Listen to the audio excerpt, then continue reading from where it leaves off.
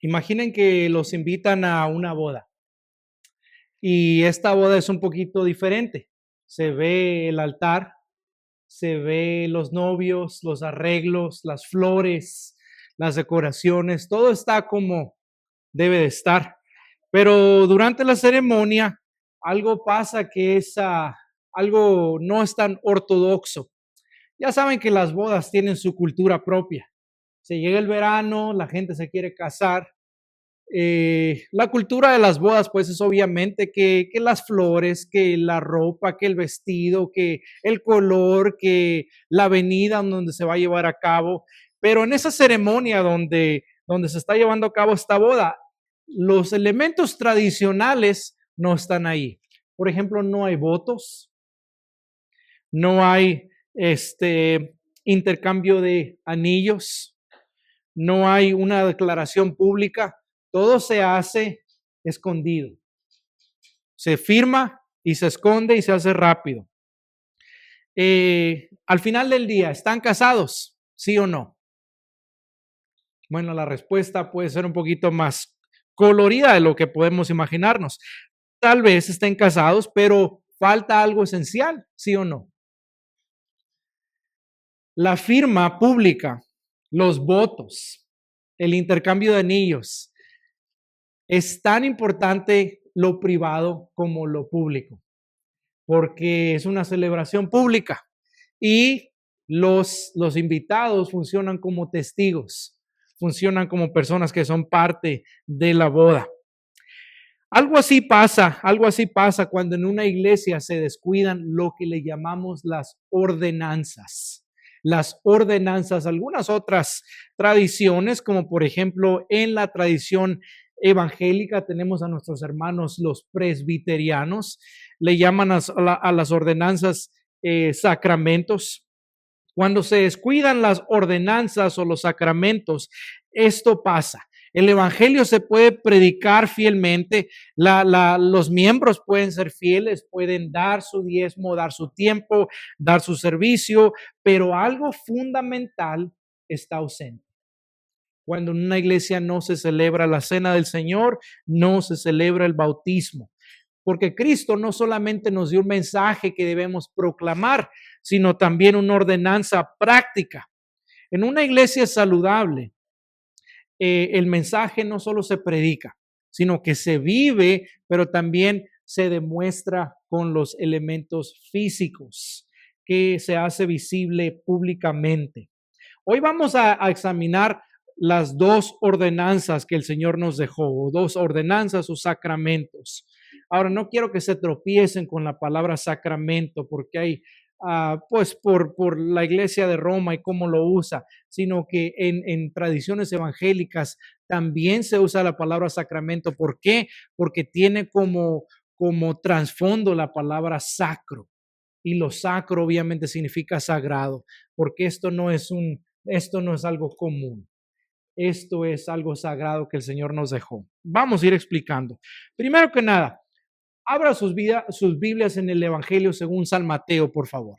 El Evangelio según San Mateo. Según San Mateo, capítulo 28.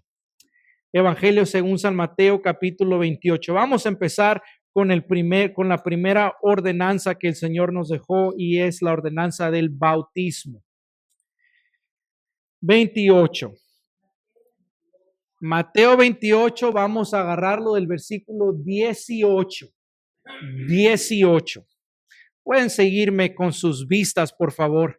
Acercándose, Jesús les dijo: toda autoridad me ha sido dada en el cielo y la tierra. Vayan pues y hagan discípulos de todas las naciones, bautizándolos en el nombre del Padre y del Hijo y del Espíritu Santo, enseñándoles a guardar todo lo que les he mandado. Y recuerden, yo estoy con ustedes todos los días hasta el fin del mundo. Oremos. Bendito Señor, antes de seguir explicando tu palabra, queremos que tú nos encuentres, que tu Santo Espíritu traiga luz divina al corazón de cada uno de nosotros para salir transformados, renovados por tu palabra. En el nombre del Señor Jesús te lo pedimos. Amén. Amén. Observa el mandamiento. ¿Qué es lo que el Señor está diciendo? Vayan. El mandamiento tiene algunas acciones o verbos, como le llamamos en español. Los verbos son palabras que nos dicen, nos enseñan una acción. Por ejemplo, comer, ir, dormir, caminar, ver, escuchar. Son palabras de acción. Observen los verbos porque la gramática es importante cuando estudiamos la palabra de Dios. Vayan, hagan discípulos, bautícenlos en el nombre del Padre, del Hijo, del Espíritu Santo. El bautismo no es opcional. El bautismo no es opcional para un cristiano. El bautismo es un mandato para cada seguidor de Cristo. Es una parte integral del discipulado, porque un discípulo es aquel que está bautizado. Y aquel que está bautizado es un discípulo. No es un ritual agregado por la iglesia primitiva, es un mandato del Rey resucitado, aquí en Mateo 28. Una iglesia que no toma en serio el bautismo no está obedeciendo plenamente la gran comisión porque es un mandamiento del Señor. Esto sería como recibir una carta oficial firmada por nuestra presidenta Sheinbaum, leerla cuidadosamente y después tirarla a la basura sin hacer lo que la carta dice, las instrucciones. El bautismo es la obediencia inicial en cuanto a la fe del señorío de Cristo. Ahora, vamos a Hechos capítulo 2. Mateo, Marcos, Lucas, Juan. Hechos capítulo 2 del 37 al 41.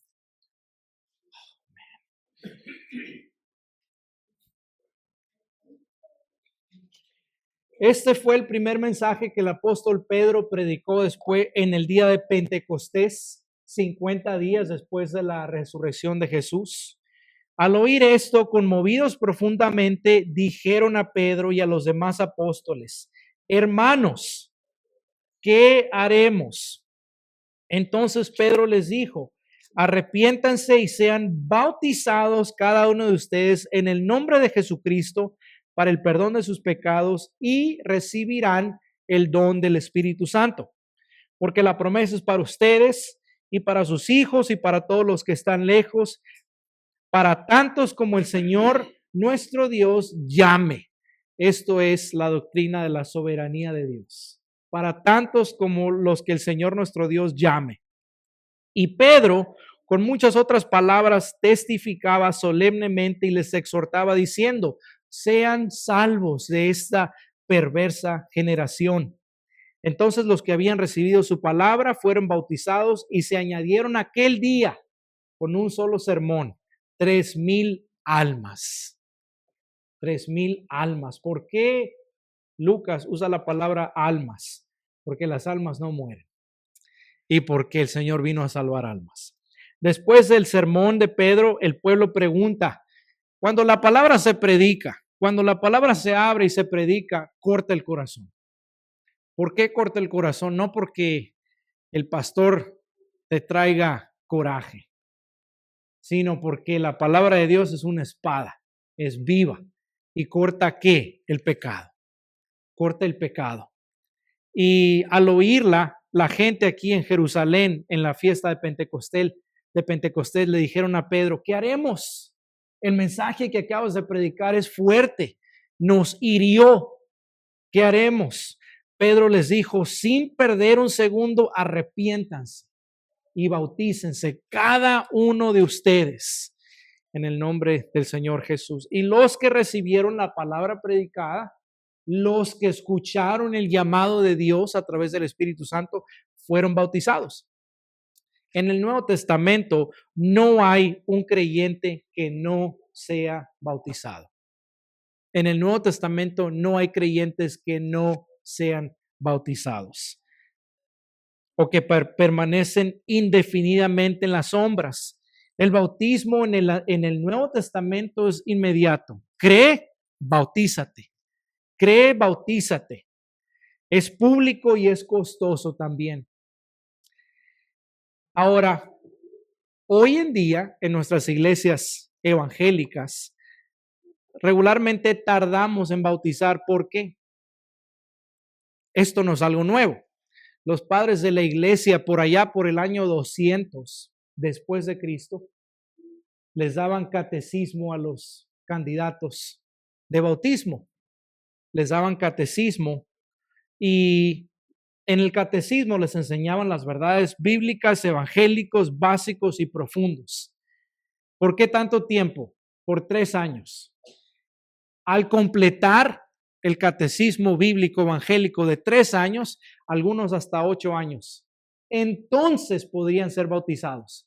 ¿Por qué? ¿Por qué no inmediato como en la Biblia? Porque mucha gente después de bautizarse puede que haga una profesión de fe con los labios y se emocionen y quieran bautizarse, pero su corazón está lejos de Dios. Ven que hay gente bautizándose, se emocionan, se quieren bautizar y en cuanto se bautizan se alejan de Dios. Por eso es que la iglesia primitiva puso un catecismo de mínimo 3 años. En esos 3 años vamos a dar estudio, te vamos a vigilar, te vamos a ver si realmente eres hijo o hija de Dios y si apruebas, entonces te bautizamos. En Jerusalén bautizarse era identificarse con Cristo y al Cristo mismo que acababan de crucificar hace 50 días. Si tú te identificas con ese Cristo, si a Él lo crucificaron, ¿qué me harán a mí? Entonces era costoso el bautismo. Te ponías en contra del sistema romano, del Estado romano y del sistema judío. El agua marca una separación. Así como Moisés abrió el mar rojo, así también el bautismo separa. Aquellos que siguen a Cristo, aquellos que no siguen a Cristo. Ahora en Cristo tú dices, yo ya no sigo al mundo. Yo ya no sigo al mundo. El mundo no es mi hogar. Hoy tengo un Señor nuevo. Hoy tengo una lealtad nueva. Hoy tengo una vida nueva. Romanos 6. Vayan a sus Biblias, por favor. Romanos 6. Del 3 al 5. Hechos Romanos, el siguiente libro. Romanos 3, Romanos 6 del 3 al 5. 6 del 3 al 5. ¿O no saben ustedes que todos los que hemos sido bautizados en Cristo Jesús hemos sido bautizados en su qué? En su muerte. Por tanto, hemos sido sepultados con Él por medio del bautismo para la muerte, a fin de que como Cristo resucitó de entre los muertos por la gracia del Padre, así también nosotros andemos en novedad de vida, quiere decir en una vida nueva. Porque si hemos sido unidos a Cristo en la semejanza de su muerte, ciertamente lo seremos también en la semejanza de su resurrección. Aquí Pablo explica que en el bautismo somos sepultados y resucitamos con Cristo. Por eso practicamos, pues nosotros tenemos el nombre histórico de bautistas. ¿Por qué nos llamamos bautistas? Viene de la tradición que se opuso al bautismo infantil en el 1500, 1600. El bautismo infantil era el sacramento de la iglesia de Roma, que obviamente decía que quitaba el pecado original, pero sabemos que nada quita el pecado más que la sangre de Cristo. Ahora, en la rama protestante hubo la mayoría de los grandes protestantes, como Lutero, como Calvino, ellos seguían bautizando bebés. No para salvación, sino que los bautizamos era una dedicatoria. Al bautizar al niño, a la niña, lo dedicamos al Señor y el niño o la niña forma parte de la comunidad del pacto de Dios. No es salvo, pero lo dedicamos para que un día lo salve Dios. Suena increíble, suena muy bien, suena muy bíblico. El problema es que no está en la Biblia. El problema es que no vas a encontrar ni un solo texto donde se bauticen infantes. Ni un solo texto. Ahora, aquí Pablo explica que en el bautismo somos sepultados. De ahí viene la tradición bautista. La tradición bautista dice que el bautismo tiene que ser, número 1, de adultos, número 2, de inmersión o sumersión. Que la persona tiene que ser cubierta por el agua. porque al ser cubiertos por el agua, eso simboliza que nos están enterrando. Y al salir del agua, eso simboliza que la persona resucita a la vida nueva en Cristo. Esa es la tradición que nosotros los bautistas practicamos por énfasis bíblico. Ahora, el bautismo no salva, ¿ok? El bautismo no salva. ¿Por qué? Porque por gracia sois salvos mediante la fe. Y esto no depende de ustedes, de vosotros. No porque, no por obras. El bautismo es una obra. El bautismo no salva, sino que santifica. Solo la sangre de Cristo salva. No sacramento, no tradición, no clérigo, no pastor, no iglesia, no denominación. Solo Cristo. Solo Cristo. Pero el bautismo señala una realidad salvadora que ocurre en el interior. ¿Cuántos de ustedes tienen uno de estos? Este es un anillo de matrimonio. El anillo de matrimonio simboliza que tú hiciste una promesa pública y privada ante Dios y ante testigos de estar siempre con tu esposo, con tu esposa, de ser fiel en la plenitud, en lo poco, en lo mucho, en la enfermedad, en la salud. Si tú estás casado, yo te voy a animar de manera muy fuerte. Tienes que ponerte el anillo todos los días. No, es que no me queda, es que se me perdió, es que no sé qué pasó. Cómprate uno, aunque sea de plástico. Aunque sea de plástico, para que cuando andes trabajando en la milpa, en la mina, allá donde sea, no se te agarre una máquina y te moche el dedo. Pero es mejor que te mochen el dedo a que te mochen el corazón por andar de infiel. Así que, por favor, si está casado, póngase el anillo de bodas, porque el anillo de bodas representa algo interior que lo usamos en el exterior. Estoy casado y por eso me pongo el anillo. Soy cristiano y por eso me bautizo. Una persona que está soltera puede ponerse un anillo, pero eso no significa que esté casada. Una persona que se bautice no significa que sea salva. Ahora tengo un nuevo Señor. Romanos 6, del 3 al 5. Aquí Pablo explica que somos sepultados con Cristo, resucitamos con Cristo. Ahora, el bautismo también es parte de una membresía. Vaya a 1 Corintios capítulo 12, versículo 13. 1 Corintios 12, 13. 1 Corintios 12, 13. Pues por un mismo espíritu todos fuimos bautizados en un solo cuerpo, ya sea judíos, esclavos, libres, a todos se nos dio de beber del mismo espíritu. El bautismo no es meramente individual. El bautismo nos hace parte de una comunidad, es eclesiológico. Esta es la palabra elegante en la teología, el estudio de la iglesia, eclesia, la decimos en griego. Es eclesiológico, es parte de la iglesia, es la puerta de la entrada a la iglesia visible. Si la iglesia es una capilla, es una ilustración, no estoy diciendo que sea. Si la iglesia es una capilla, el bautismo es la puerta, porque por el bautismo es la entrada a la iglesia visible. Ahora, existen dos tipos de iglesia. Si la gente te dice, no, es que hay muchas iglesias, no sé ni a cuál ir, son mentiras. Hay dos y dos, nada más. Número uno es la iglesia universal. En la iglesia universal es a la que todos los creyentes de toda la historia, desde Adán hasta hoy en día, pertenecen.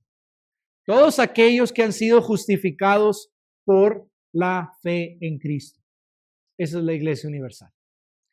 Si tú eres cristiano, si Dios te ha perdonado, si Dios te ha justificado, si tu pecado fue quitado por la cruz, tú perteneces a la iglesia universal. Ahora, la segunda iglesia es la iglesia local. La iglesia local está conformada de comunidades de creyentes en donde sea que estén. Pueblos, ciudades, municipios, estados, países. Nuestra iglesia aquí Iglesia Bautista Gracia de Arizpe es una iglesia local. Ahora, el que tú vengas aquí no te hace miembro automático. Si uno de los requisitos para ser miembro de nuestra iglesia aquí es el bautismo. Ya hablaremos de la membresía después de Semana Santa. De hecho, este es el último domingo de la serie Iglesia Saludable. ¿Por qué? Porque vamos a tomar una pausa y nos vamos a enfocar en Semana Santa. Después de Semana Santa retomamos esta serie. Ahora, aquí es donde el bautismo es la afirmación pública de la profesión de fe en una iglesia local. El teólogo francés, me está peleando la tecnología hoy. El teólogo francés Juan Calvino dijo lo siguiente: en una iglesia, dijo, el bautismo es la señal de iniciación por la cual somos recibidos en la sociedad de la iglesia. En una iglesia saludable se sabe quién pertenece a Cristo y quién no. Porque ten presente esto: el evangelio divide. El evangelio divide. Divide a padres y a madres, a hijos y a hijas. El evangelio divide. El evangelio divide. Estos son mis ovejas, estos son chivos. Estos son mi gente, estos no. El evangelio es problemático en ese sentido y tenemos que estar de acuerdo con esto, porque Dios sabe quiénes son los suyos. Por eso nos bautizamos. Ahora, la siguiente ordenanza es más pública. La siguiente ordenanza es más pública y es la que vamos a celebrar. Es la llamada Cena del Señor, pero también se le llama comunión. ¿Por qué se le llama comunión? Porque en este momento santo es donde recordamos y participamos en común los elementos que Dios nos dejó Cristo para recordarlo a Él. Porque cuando venimos a la mesa del Señor, tenemos algo en común. ¿Qué es ese algo en común? La fe salvadora en Cristo. Por eso también se le llama comunión. No se asusten por esta palabra, ¿está bien? Al participar en la cena del Señor tenemos comunión con Jesús y tenemos comunión unos con otros. La cena del Señor es la nutrición, la protección continua de la iglesia. En la cena del Señor venimos a la mesa familiar donde todos compartimos algo en común, nuestra fe en Cristo. No hay nada más precioso que sentarse como familia alrededor de la mesa y comer juntos. En vez de que uno coma por allá, otro coma por acá, otro por allá, no hay nada más precioso que sentarnos en familia a comer. Eso es lo que hacemos al celebrar la cena del Señor. Una de las tragedias espirituales más grandes es cuando algo profundamente sagrado como el bautismo, como la Santa Cena, se vuelve algo rutinario, pierde santidad. Algo que antes despertaba reverencia termina siendo como algo común. Esto ocurre en el matrimonio todo el tiempo. Un esposo puede dejar de apreciar a la esposa. Un hijo un hijo olvida el sacrificio que el papá y la mamá han hecho, pero eso también pasa en la iglesia. Podemos llegar a la Santa Cena sin pensar, tomamos la copa, tomamos el pan, comemos, amén, nos vamos y no pensamos en lo que significa.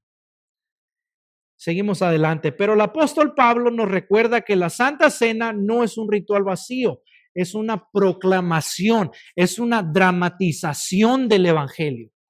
Abran sus Biblias en Primera de Corintios capítulo 11. Primera de Corintios capítulo 11.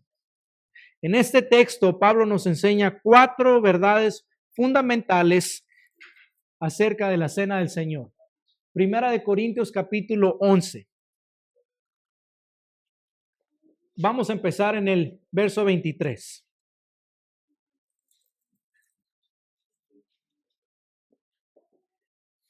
Porque yo escribí del Señor lo mismo que les he enseñado, que el Señor Jesús, la noche en que fue entregado, tomó pan y después de dar gracias lo partió y dijo: este es mi cuerpo que es para ustedes. Hagan esto en memoria de mí. De la misma forma, de la misma manera, tomó también la copa después de haber cenado, diciendo, esta copa es el nuevo pacto de mi sangre. Hagan esto cuantas veces la beban en memoria de mí. Pablo comienza diciendo, porque yo recibí del Señor lo mismo que les he enseñado. Esto es una tradición apostólica. Es una tradición apostólica que toda iglesia del Señor debe cumplir. No es una tradición humana. Es una ordenanza instituida por Cristo mismo. Pablo nos lleva de regreso al momento en que Jesús fue traicionado. Cuando el Señor Jesús participó en la cena de la Pascua, ya enseñaremos más adelante el trasfondo pascual, pero en esta cena el Señor tomó elementos simples y los consagró para una representación del sacrificio que haría. El pan simboliza el cuerpo de Cristo partido, roto, entregado en la cruz. No habla de una presencia física. Aquí es donde nosotros como protestantes nos dividimos de la iglesia de Roma. ¿Por qué? Porque una de las enseñanzas más importantes de la iglesia de Roma es la enseñanza eucarística, que enseña que cuando el sacerdote consagra el pan y consagra el vino, ahí mismo pasa un milagro. ¿Qué es el milagro? El pan ya no es pan, el pan es carne. El vino ya no es vino, el vino es sangre. Y ya no se come pan, no se come vino, se come carne y se toma sangre. A esto se le llama transubstanciación, que significa cambio de substancia. Esa es la doctrina de la iglesia de Roma llamada transubstanciación. Nosotros no creemos en la transubstanciación. ¿Por qué? Porque en primero Jesús dijo, este es mi cuerpo. Claro que es mi cuerpo, pero Jesús también dijo, yo soy la puerta. Significa que Jesús es una puerta. Jesús dijo, yo soy la vid verdadera. Significa que Jesús es una planta. Son imágenes alegóricas judías de hablar. Pero también el hecho más importante es que el autor de Hebreos dice que Cristo murió una vez y para siempre por el perdón de los pecados. No dos, no tres, no cuatro, no cinco, una. Por eso no creemos en la transubstanciación. Por eso estos son elementos. El pan es pan cuando lo comas. El jugo es jugo cuando lo tomes. No cambian la sustancia. La presencia literal de Cristo no está aquí. Está aquí. ¿Ok? No está aquí. Está aquí. Es un símbolo. Pero que sea un símbolo no significa que no lo tratemos como sagrado. Porque sí, es un momento sagrado. Cada vez que participamos, ahora el pan representa el cuerpo, la copa representa su sangre derramada por el perdón de pecados. Cada vez que participamos, recordamos que nuestros pecados enviaron a Jesús a la cruz. Y nuestros pecados son los que Él perdona. Nuestra culpa fue removida, nuestra reconciliación fue comprada. La cena nos obliga a mirar hacia la cruz, porque ahí pasó todo. En la cruz, primero vi la luz. Un museo puede mostrar reliquias históricas. En la provincia de Alberta, en Canadá, hay un museo histórico que es uno de los museos más famosos de todo el mundo. Se llama Royal Tyrrell Museum. ¿Por qué es famoso este museo en Alberta, Canadá? Porque tiene la colección más grande, una de las colecciones más grandes de dinosaurios. El espécimen más bien cuidado de un dinosaurio con caparazón que tenía una cola larga y un mazo en la cola que si le daban un árbol lo rompían, está ahí en Alberta, más bien preservado. Cuando vas tú a un museo, tú puedes ver reliquias históricas de eventos importantes, pero venir a la cena del Señor no es como ir a un museo. No es como ir a un museo. La Santa Cena es mucho más que un recordatorio histórico, es un recordatorio personal. Cristo murió, Cristo resucitó, Cristo me llama. Murió por su iglesia, murió por nosotros. Lutero nos dice, la cena del Señor fue dada para que nunca olvidemos el precio de nuestra redención. A veces decimos malamente, hay que corregir lo que no es bíblico. A veces decimos malamente que la salvación es gratis. A lo mejor tú lo has dicho.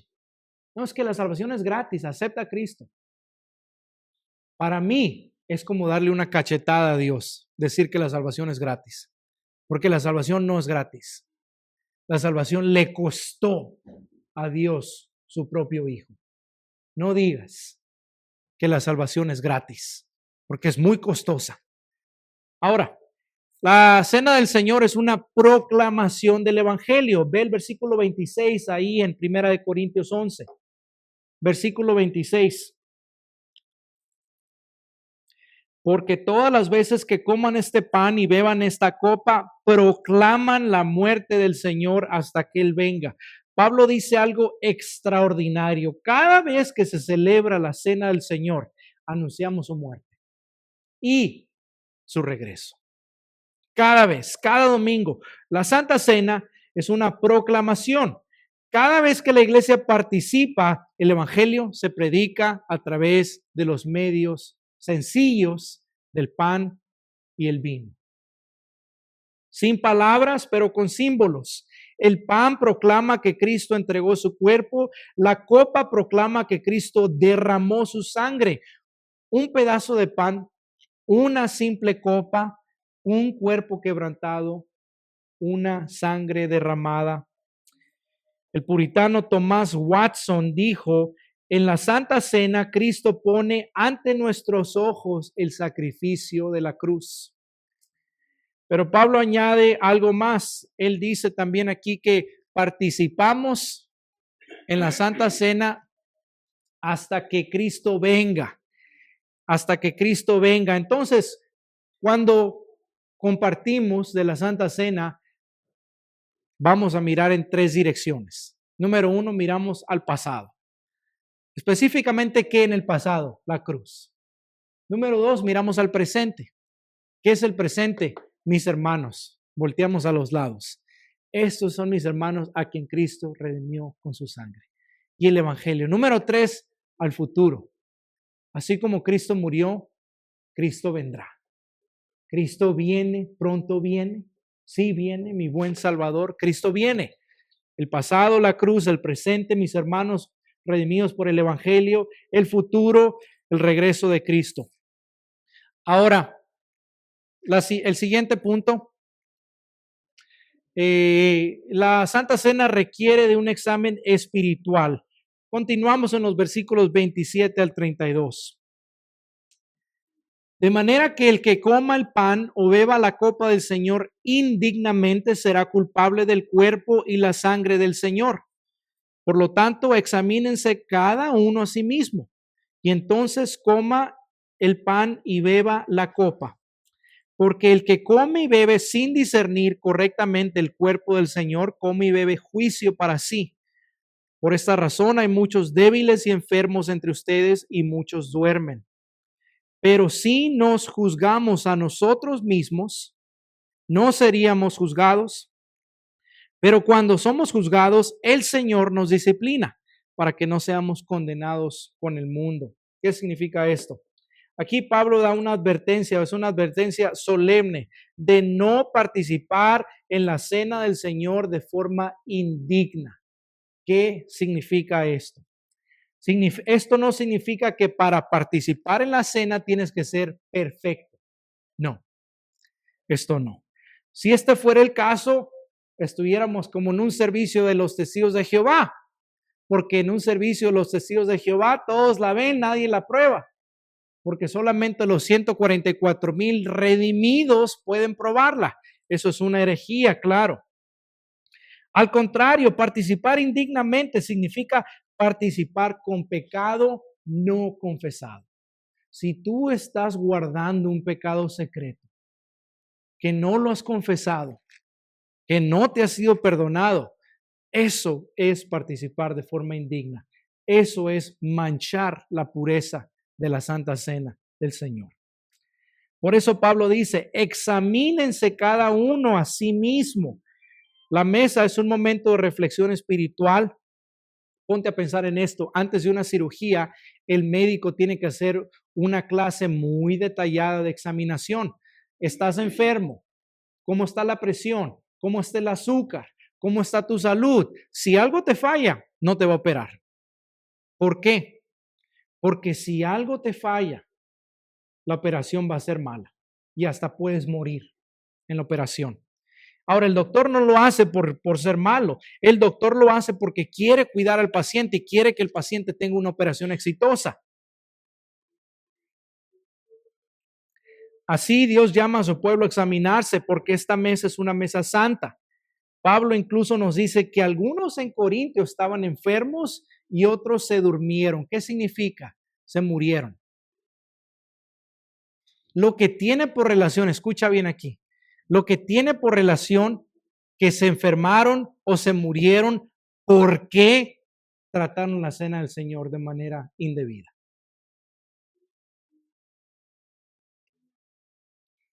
Dios es muy serio en cuanto a la santidad nuestra. Dios es muy serio. Nosotros también deberíamos de serlo.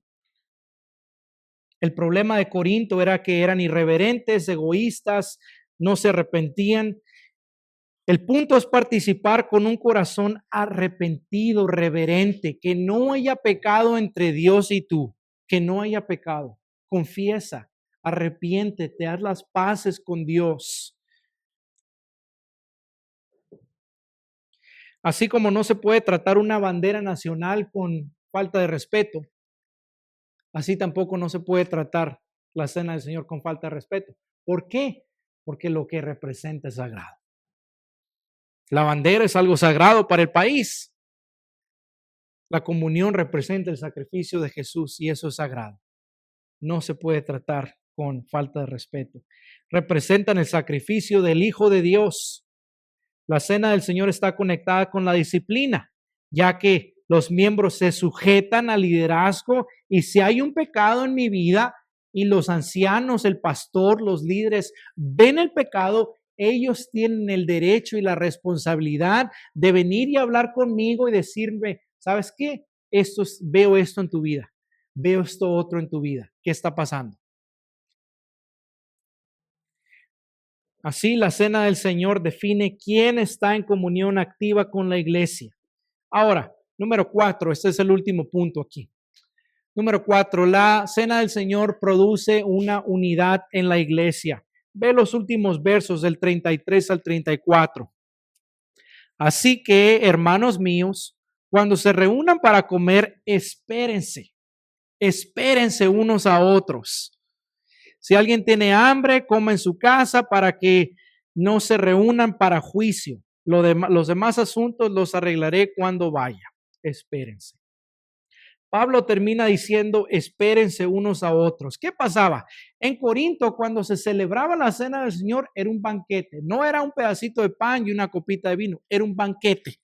Y como era un banquete, una comida de traje, como lo que vamos a hacer hoy, toda la gente traía, pero los más ricos, más hambrientos, comían más. Y los pobrecitos que casi no traían comida, no comían nada. Entonces, ahí había divisiones, había pleitos, no se honraban unos a otros. Por eso Pablo dice, espérense unos a otros. Ahora, yo espero que este no va a ser el problema cuando tengamos nuestro banquete. Que se sirvan mucho y que no le dejen comida a los demás. Pero esto es lo que significa. Significa no ser egoístas. Significa no ser altivos. Significa no tener resentimiento. Significa no tener a alguien que no lo he perdonado porque me hizo mucho mal. ¿Ok? Significa que no nos humillemos unos a otros. La mesa del Señor fue diseñada para mostrar la unidad en el cuerpo de Cristo. Unidad. En la cruz, todas las barreras se caen. A los pies de la cruz, el piso está plano. Nadie está más alto que los demás. A los pies de la cruz no hay ricos, no hay pobres, no hay jóvenes, no hay ancianos, no hay educados o no educados. Todos venimos como pecadores necesitando gracia. Todos venimos como pecadores necesitando gracia. El predicador francés Calvino dijo, no podemos participar de Cristo mientras despreciamos a sus miembros. Ahora, antes de participar, les voy a dejar aquí unas 4 exhortaciones. Número 1, ven a la mesa con gratitud. Da gracias de que Cristo murió por tus pecados. Da gracias de que estás aquí. Da gracias que Dios te ha sido misericordioso. Maravilloso es el gran amor que Cristo el Salvador derramó en mí. Da gracias. Cada participación es un recordatorio de la gracia inmerecida. Si por ti fueras, estuvieras en el infierno. Si por Cristo estás en la gloria. Número 2, examina tu corazón. Pregúntate antes de venir aquí, pregúntate, estoy viviendo en pecado no confesado. Estoy atesorando un pecado como si fuera una mascota, que es mío, que no lo quiero dar ni a Dios. Estoy guardando resentimiento. Estoy confiando verdaderamente en Cristo. Esto es lo más importante. Conozco a Cristo. Pertenecer a una iglesia no garantiza que conozcas a Cristo. Conozco a Cristo. Cristo me conoce. Soy salvo. Número 3, busca reconciliación. No puedes participar correctamente si estás en guerra con tu hermano, si estás en guerra con tu prójimo. La mesa nos llama a vivir en unidad, no en división. Número 4, recuerda el evangelio. Cada vez que participamos, recuerda, Cristo murió por mí. No solamente Cristo murió, porque de que murió, murió, pero Cristo murió por mí. Este es mi cuerpo entregado por ti. Esta es mi sangre derramada por ti. Tienes que apropiarte del evangelio. Cristo murió por mí. El gran predicador bautista, Carlos Spurgeon, de Londres, dijo, nada nos humilla más profundamente ni nos levanta más alto que la cruz de Cristo. Nada nos humilla más grandemente ni nos levanta más alto que la cruz de Cristo. La mesa apunta al cielo. La cena no es solo un recordatorio de lo que Cristo hizo, es un anticipo de lo que vendrá. Este banquete que vamos a tener va a estar delicioso. Yo ya fui a la cocina a ver qué trajeron, pero allá en el cielo, ándale, allá sí que va a estar muchísimo más que mejor. Jesús les dijo a su pueblo que un día regresaría, se sentará en el trono a compartir un banquete eterno, Apocalipsis capítulo 19, las bodas del Cordero.